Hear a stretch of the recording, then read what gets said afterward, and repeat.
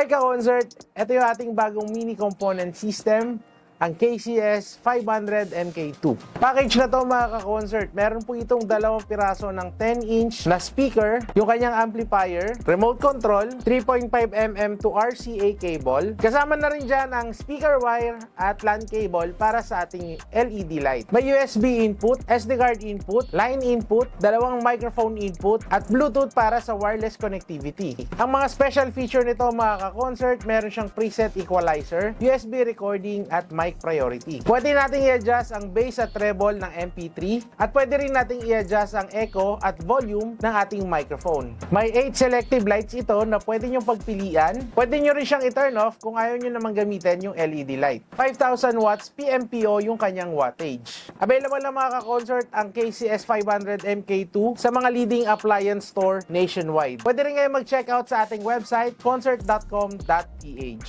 Don't forget to like and follow us for more update. Ang price po nito ay makikita nyo po sa caption. Maraming salamat sa panonood mga ka-concert at kita-kits tayo next video. Bye!